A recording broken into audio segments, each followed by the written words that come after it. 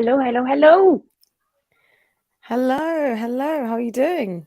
I am very well. Happy Wednesday to you, Amber, and everyone joining us. Happy Wednesday.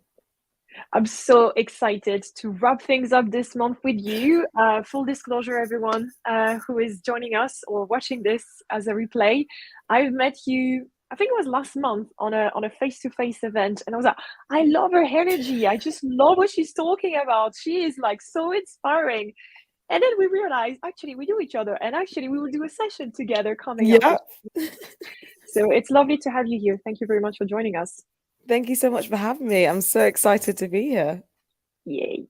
All right. So for anyone who had had a chance to meet you yet, would that be okay to share a bit more about yourself?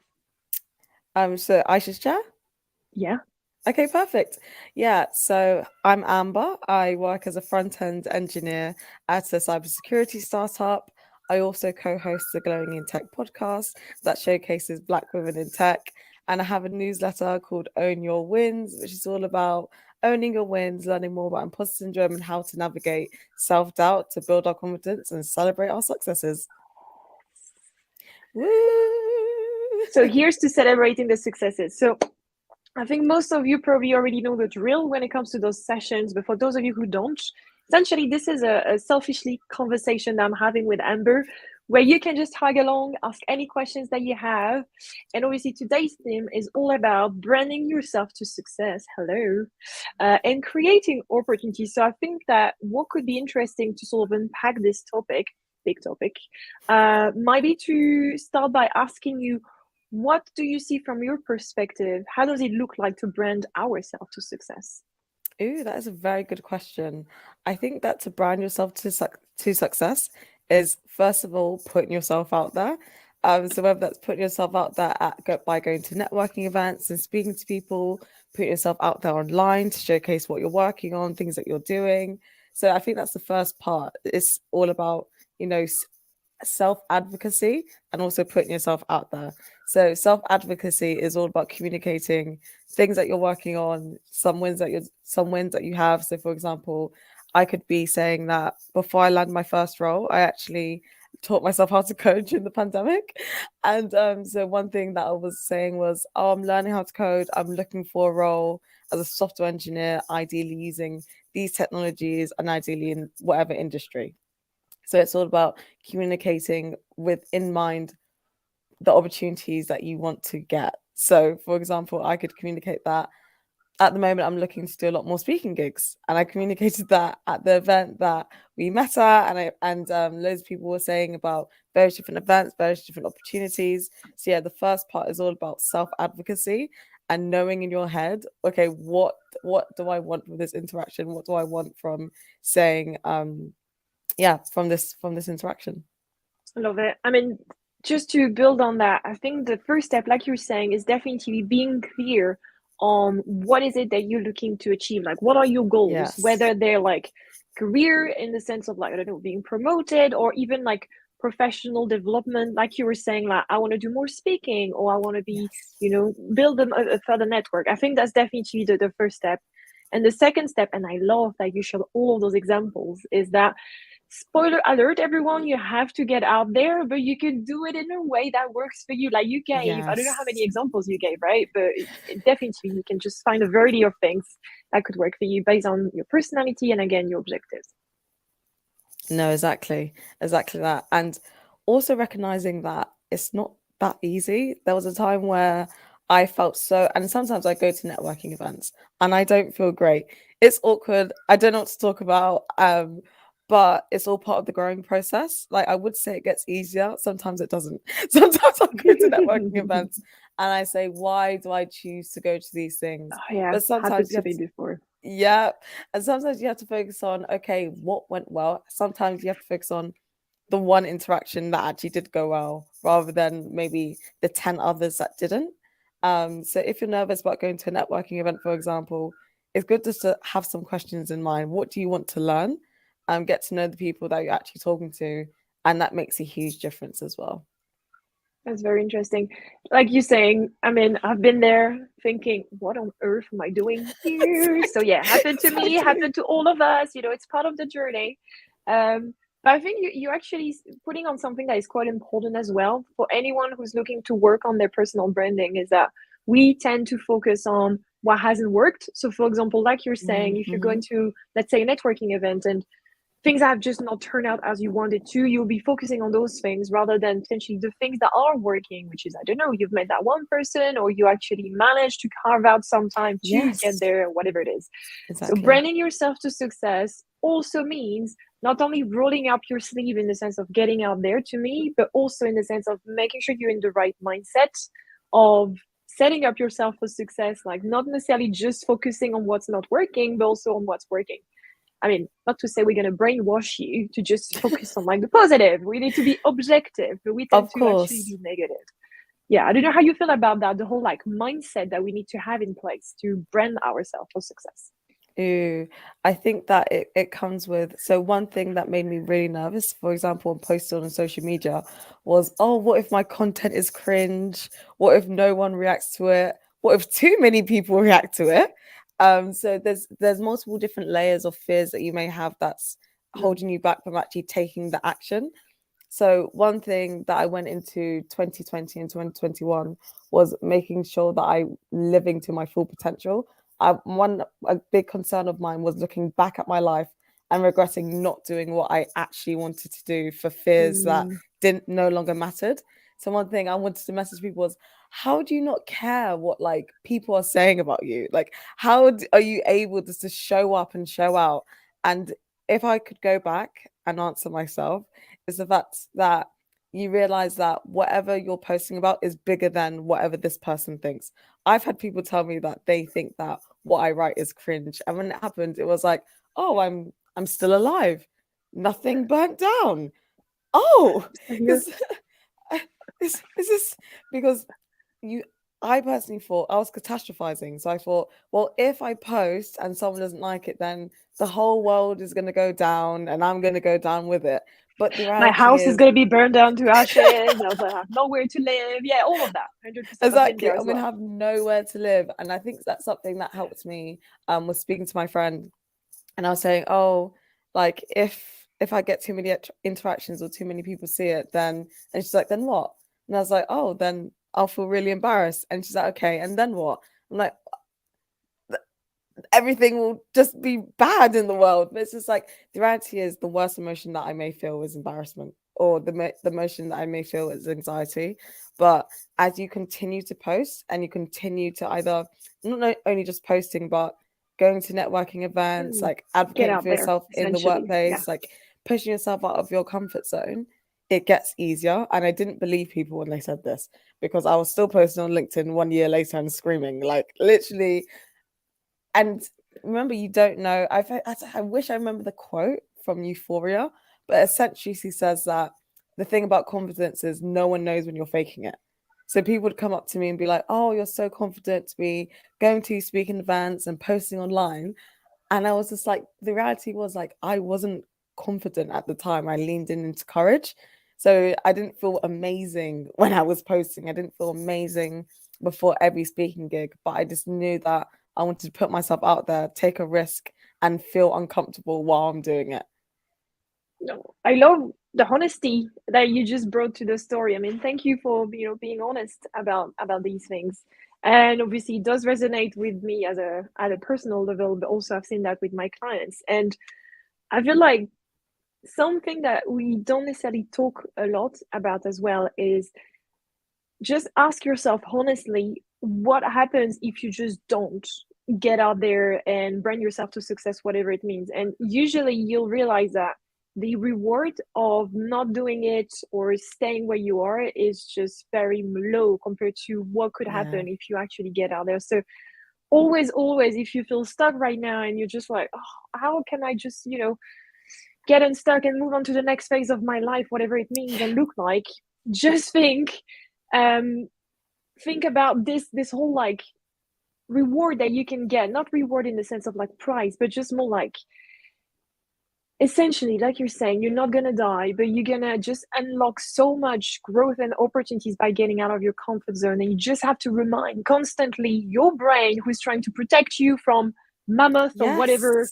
Yeah. threat from the, the old age, that actually you're going to be okay. You're not going to be eaten alive. This is just a couple of centuries ago or whatever it is. I'm very bad with math. So you'll be fine. I think this is something actually I've read recently, which is our brains are still programmed like they were Yes. back when we were hunting. So the whole like fight or flight response Mm-hmm. that we might tend to have when we're exposed to situations that are out of our comfort zone is very disproportionate, if I can put it this way, Yes. compared to Yeah. like the exact situation we're in.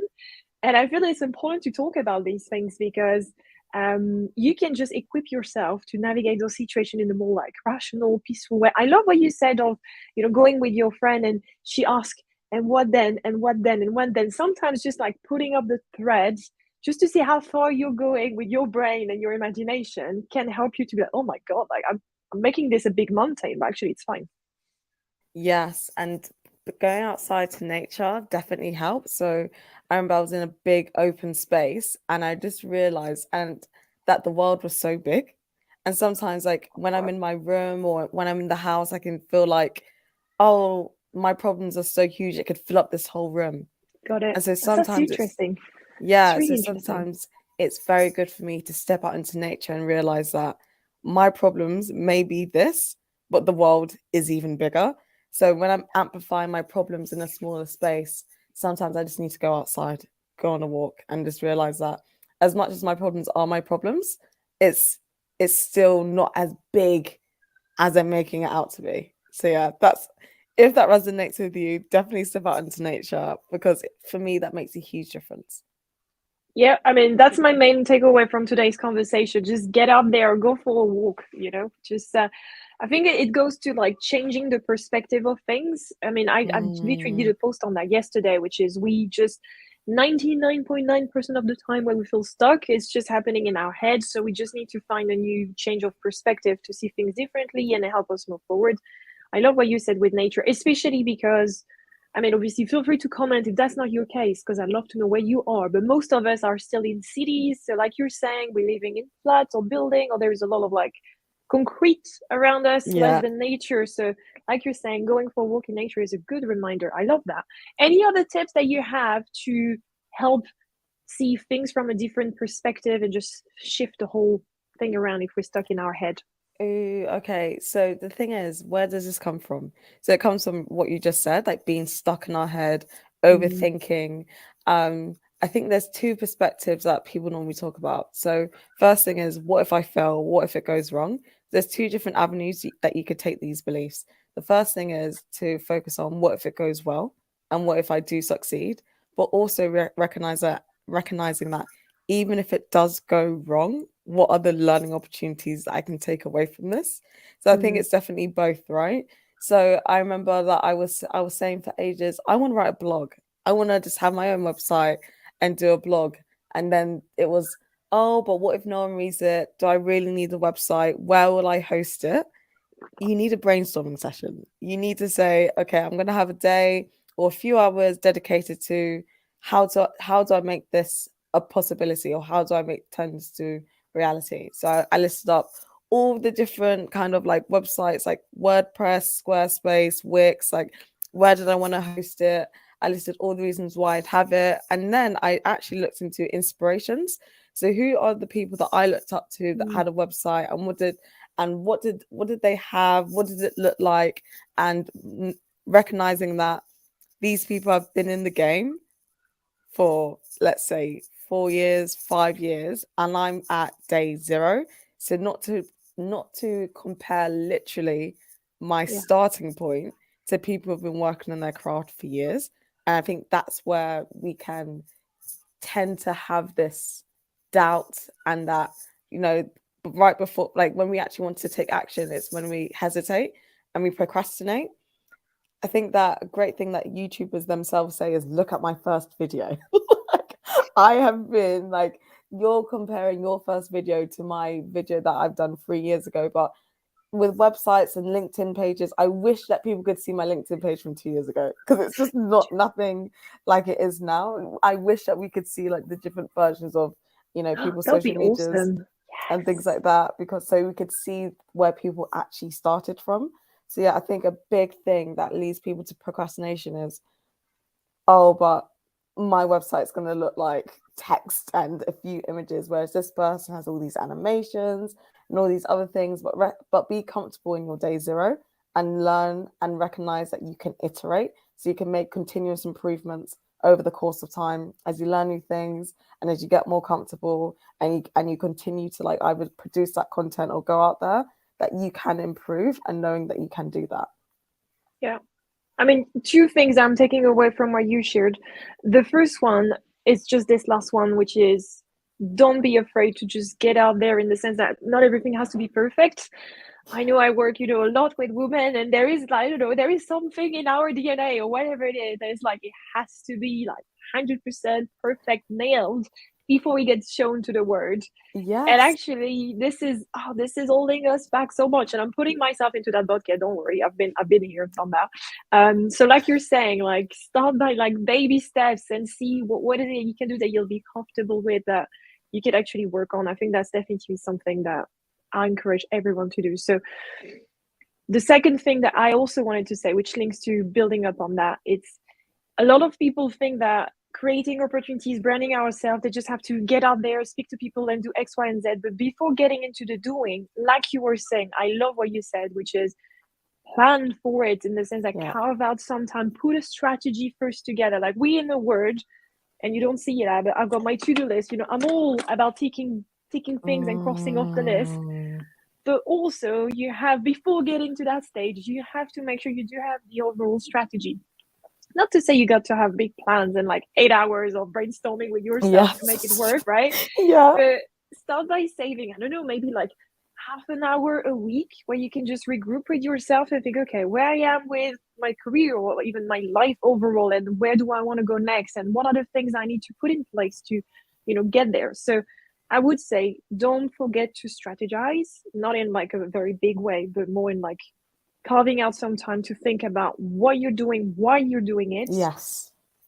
rather than just like running ahead like a headless chicken. Yes. And also that it's okay to pivot.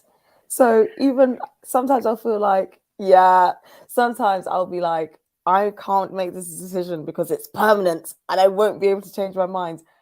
Nothing is permanent. Not even permanent tattoo. Tattoos aren't even permanent. It's very true, actually. Very Tattoos true. aren't even. Don't make me laugh. Tattoos are not even permanent. So it's a case of, it's recognizing that whatever decision that you're making is right for you in this exact moment in time, but giving your space the grace and the space to actually realize that I can pivot at any moment. So for example, I was like, for the website example, I was thinking WordPress, Wix, Squarespace. I decided on WordPress, but now I'm thinking about changing to Squarespace, and that's Right. completely okay. I had my time, and I'm pivoting.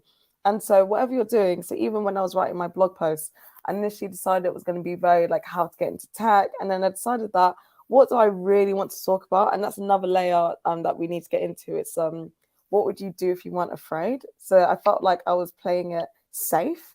So I was like, oh, it's safe if I just talk about how to get into tech. But I've always been very much into the personal development space. But I felt like, who am I to enter this? Who am I to talk about these things? But I am me. And, we say things like it's a saturated market, but you as an individual is unique. Like, you'll bring your unique perspective and experience to the table. So one thing I used to be concerned about is, oh, I'm not qualified. I like, do I think I'm a coach? I'm obviously not. I'm a software engineer, but I'm the most qualified person to talk about my own experience. And so you are the most qualified person to talk about your own experience. Ooh, I'll take that as a snippet, and I'll just play it back to all of my clients, other people who are just like, oh, I don't know how to do it. Yes, you're right, 100%. I think that in today's age where everything is available online, even myself, when I joined the program with you, for anyone who doesn't know, that Amber and I met through the LinkedIn Content Yeah. Accelerator program, which sometimes my brain goes for LinkedIn Creator Accelerator program. No, it's not a career side of things, it's a content side of things. Anyway, I'm playing with words. The point is, it's not about the career, it's about the content. And it was 150 of us. And I remember feeling very overwhelmed when I first look at the list and all of this great content out there talking about specific topics, such as diversity and inclusivity, neurodivergence, ADHD, you name it, like so many different like themes and causes of it. I'm just here to talk about careers. And the first thing that I remember someone told me was like, well, you're here, they picked you for a reason. So if you believe in your cause, if you believe on what you're working on, which to me was all about building a community, literally launching those sessions, which we're having today, then, the rest will follow. And I'm sharing this because I just want everyone to remember that I'm human too. I've been there too. And I've been questioning myself, pivoting so many times. To be honest with you, Amber, I am committing today to share at some point later this year, and I'll tag you in, the journey I went on for my business, because I changed name like 3 times. The logo, the color, everything. Like it's been something. The point is, I'm happy I went there, and actually when I look back, I can just see how far I've come. So the minute you start getting out there, the minute you start to actually create memories so you can embrace the journey of change that you're going through. And I mean, I don't know how you feel about that, Amber, but I'm just fed up with people who are like, I need to go from A to B, and I am just really not happy until I reach B. Well, there is something going on between A and B. It's called a journey. You have to embrace it because it's called life as well. Sorry, this is me being very angry about that, but yeah, don't know how you feel about that. I absolutely love that because I've definitely have grown up believing that. Okay, let's talk about a variety of things.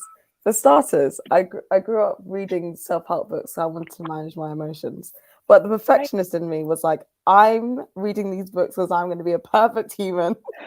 Like, I'm going to make 0 mistakes. And I figured that, I'm going to be like happy and confident once I reach like all these learnings from these different books, or all these learnings from listening to these videos or these speakers. And then I found out, obviously, the hard way that isn't the reality. So I think that a great thing is to be present and to just be appreciative of the journey that you are on in this moment in time.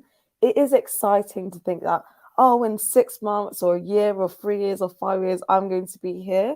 But that's why it's so important to know what happiness looks like to you. I used to think that happiness looked like a great career, big salary, but there was so much more to that. Like, it's like having meaningful relationships, like connecting with other people, having space to be able to read and journal and do the things I actually want to do. So it can be a case that, we kind of experience this when we're in school, right? So we're gearing ourselves up for that exam, and that exam is going to tell us who we are and define us as a person, almost, right? Not literally, but to me, that's how it was.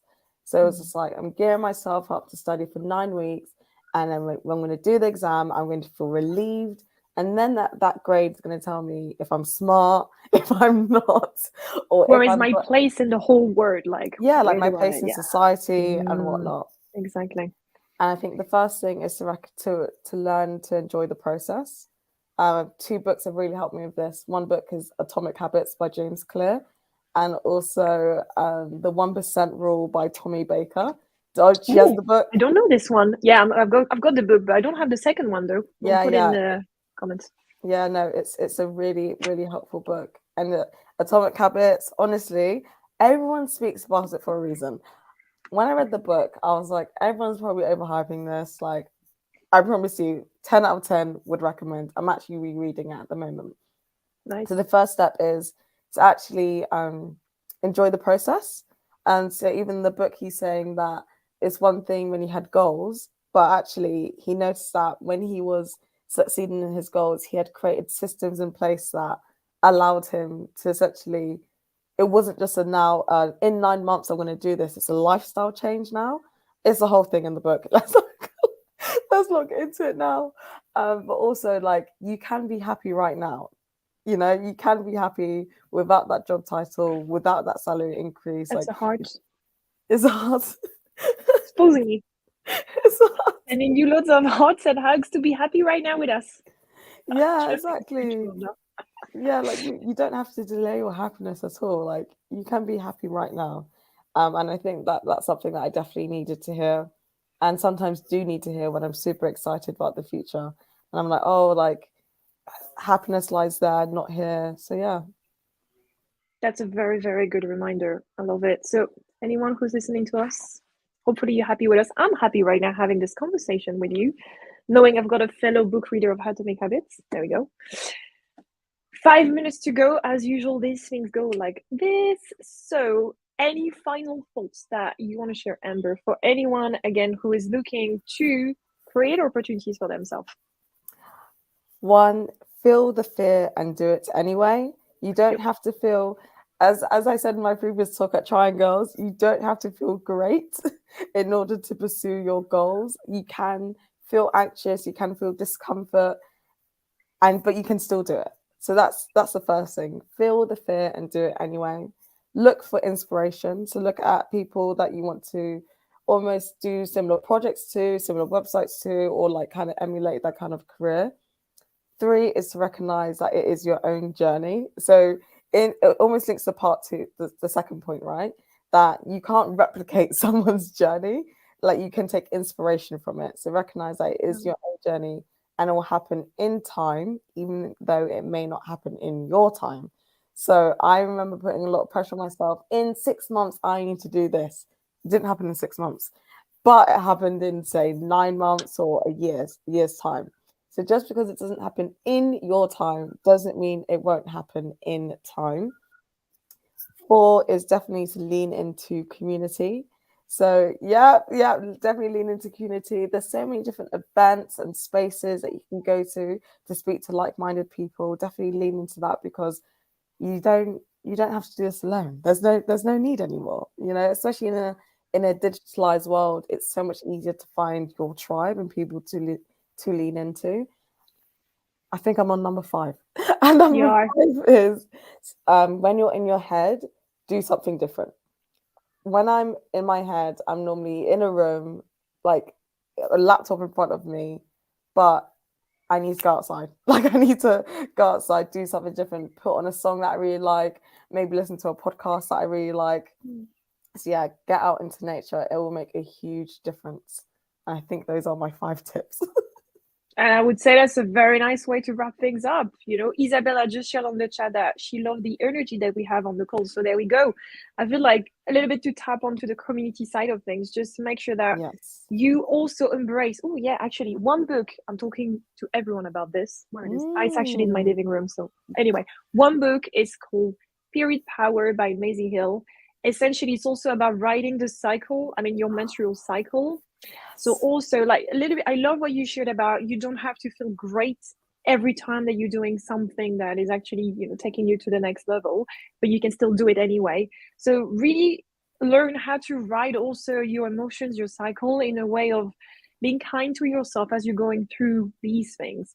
And like you're saying, like the practical tips you gave are spot on when it comes to re-energizing yourself or just finding ways for you to move forward. That's perfect. But also embrace where you are the moment. And if right now is just not the perfect moment, that's okay. Take a breath, but Mm. make sure that you book some time to actually move forward the next time you feel better and ready. Right? I feel like it's the thin balance that we need to always keep an eye on.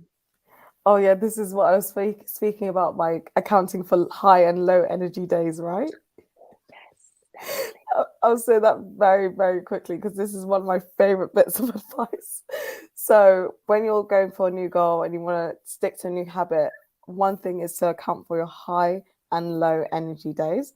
So, for example, if your new goal is to work out every day, or you want to write every day, or you want to post every day, your high energy day, in the case of working out, for example, could be, I'm like going to the gym for an hour, I'm going to do like yoga, I'm going to do some weightlifting, I'm going to do some running. Like that's your high energy day. And then your low energy day could just be in bed doing a few, sit ups. And that's I meeting remember your that. goal. That's meeting your goal of working out every day. Obviously, not to that extreme, but yeah, definitely accounting for your high and low energy days because I can be a bit of an all nothing person. If I can't go to gym, I'm not going to do anything, but it's like you can always do something. So even if it's writing, you may have writer's block. oh, I can't write a whole article, but you can write like some ideas out. You can go on ChatGPT and type in 10 like articles I could write about this topic. So there's always something that you can do. It just doesn't have to be everything. Love it. And we are actually bang on time. So Amber, thank you so much for coming. Yes, that's it. That's like the wrap up dance. Energy Thank dance. you for having me. It was a pleasure. Thank you, Amber. Take care, everyone.